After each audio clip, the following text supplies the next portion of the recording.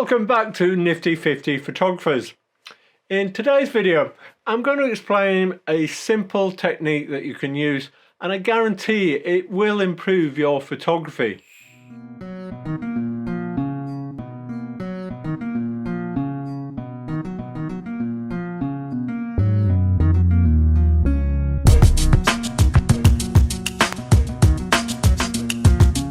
This doesn't matter how good a photographer you are. You can be a beginner, an intermediate, or even advanced, but if you're advanced you've probably come across it before.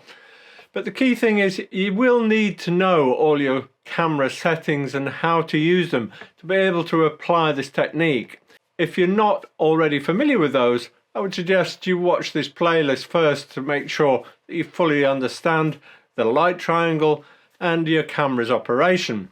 What is this simple change you can make? Well, it's basically to shoot what you feel, not just what you see. So what are the emotions that a photograph evokes in you, and what are those emotions that you want to evoke in the viewer? So if you think about some of the photographs that have stuck in your own mind that have been taken by other people, think back and analyze why they stuck in your head. And I think you'll find it's because of your emotional response to them. How do you actually go about doing this in your photography? Well, I'm going to talk you through a few different styles. So we'll talk about portraits, we'll talk about landscapes, and we'll talk about action shots and show you how you can apply those things in each of those different styles of photography. And I'll do it with examples from my own work. Let's start with portraits because it's probably the one that is simpler. You're usually photographing a person or an animal, and they'll be expressing some emotions themselves, and there'll be something you want to convey. In my first example, I've got a couple at a wedding. Now, I'm not really a wedding photographer, but occasionally I get my arm twisted for close friends or family. This couple, as you can see in this photograph, they've just gone through the ceremony. They're just about to have their first kiss. I really wanted to convey the adoration between the two, the love between the two.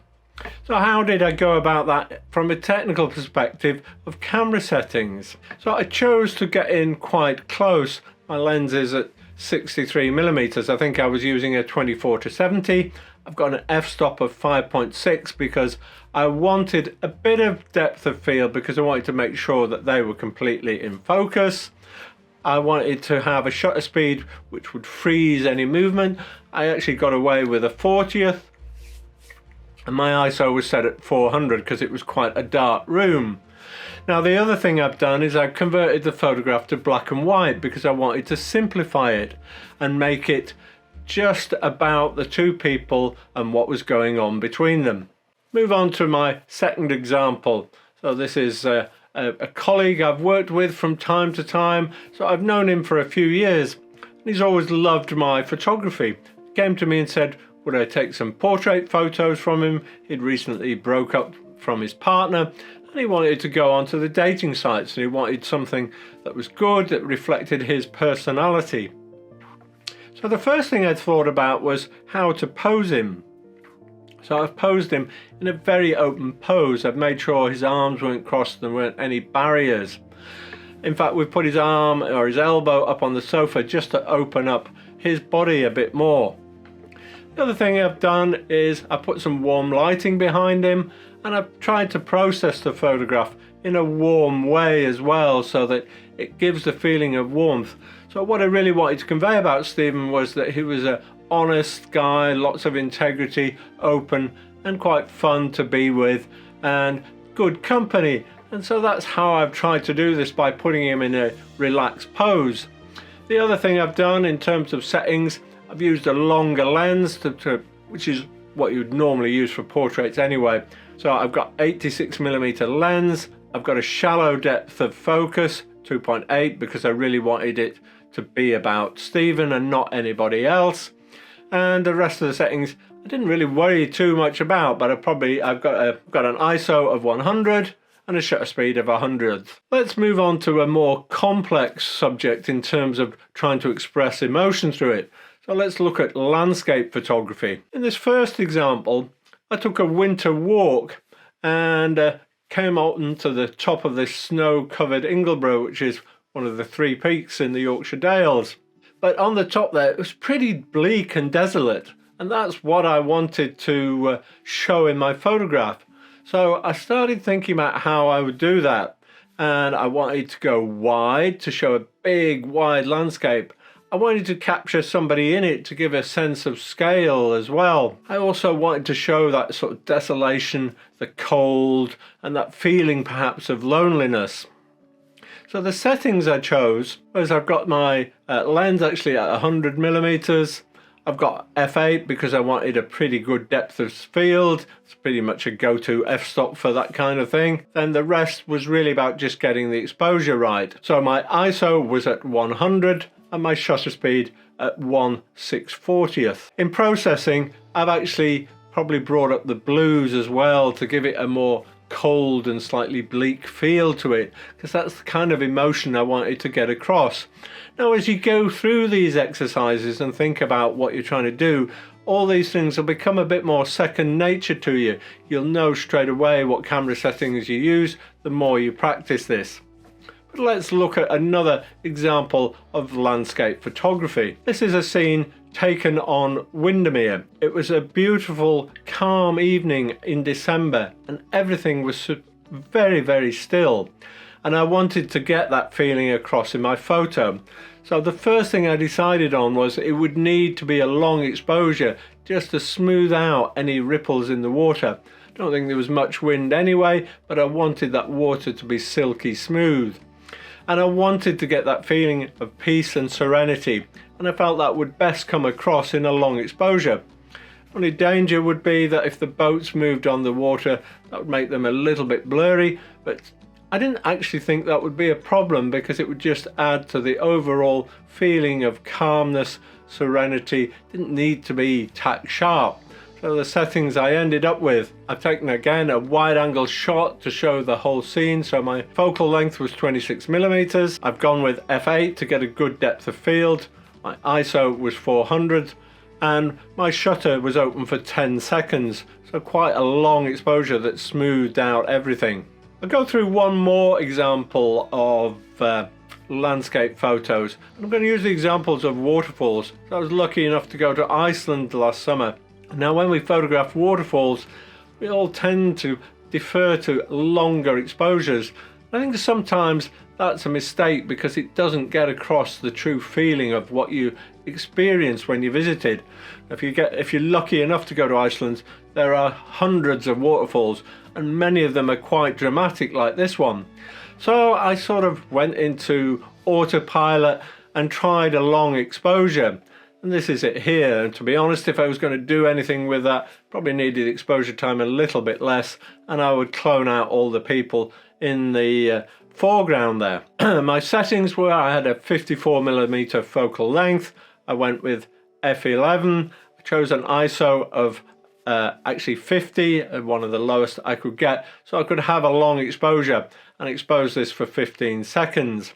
Personally, when I looked at that, I thought, this doesn't really represent what I'm seeing here. This is a very dramatic waterfall. Can't remember what the drop is, but it's probably 50 meters or something. There was a huge amount of noise and drama.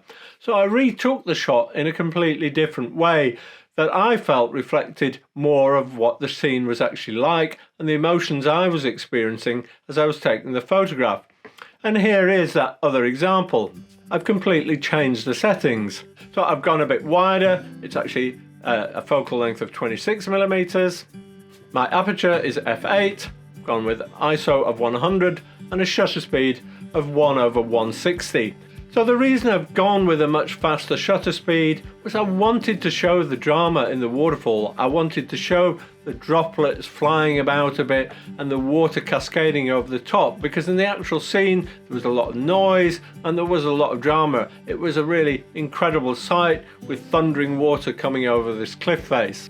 I perhaps even could have used a faster shutter speed still, and even gone up to something like 1,000th or something, but you get the idea that the emotion you convey is a bit down to the settings that you choose. Finally, let's move on to some action shots and what you'll want to convey in those. So in this first photograph, got a guy called Ben riding his motorbike, across some land and puddles and stuff. He was having a great time pulling wheelies. It was also a very dramatic sky, and I wanted to convey this sort of drama of action, of somebody having a lot of fun out there. So I've deliberately framed it with the sky behind his head to try and get that dramatic feel. I've chosen a shutter speed that would freeze the action of the water flying everywhere and freeze what he was doing as he's pulling a wheelie. So the settings I've chosen were like this. I've gone in quite close at 67mm. I've got an f-stop of f4 just to give me enough depth of focus to get the front and back of the bike in focus, as well as the puddle as it flies left and right. I've got an ISO of 100, and I've chosen a fast shutter speed of 1/640 just to freeze any action, and that's, I think, worked pretty well. Here's another example of somebody riding a motorbike. I know there's a bit of a theme here, but I ride a motorbike myself and I love bikes. But this was actually a hill climb, and it's a classic bike going up there. And one of the things I needed to do was try and convey speed. So I was actually panning my camera as the riders went in front of me, because I knew that would blur the background and convey some speed. Now I played around quite a lot with my shutter speed as well, because I wanted to get the wheels, or the spokes in the wheels, just that bit blurred so you could tell they were moving around. I didn't want to completely freeze the action.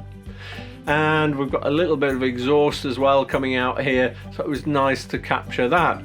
So the settings I went with: I've got a telephoto lens at 120mm, I've got an f-stop of f4, I've got a shutter speed of a 500 and an ISO of 100. So I've got a nice balance between the image being sharp and a little bit of blurriness in there to convey the speed of the guy going up the hill on his bike. And I'll finish with this one final dramatic shot. So this was taken on a very stormy day, very, very windy. And I like to head to the sea when that's going on to get some dramatic shots. This is really what I wanted to convey, how waves were crashing in and soaking anybody who was going out there just to look at the drama of the waves crashing over the pier. And I caught these two ladies trying to take some photographs. Now I knew I wanted to get a very fast shutter speed to freeze all the water as it sprayed over the rocks and the promenade, and I played around and I went right up to 1/2500th to freeze the action here. I did try slower shutter speeds, but it wasn't freezing everything I want, and I wanted to freeze every tiny little droplet, so you got the feeling of a wave that was blown right across in front of the two women who were trying to capture pictures on their phone.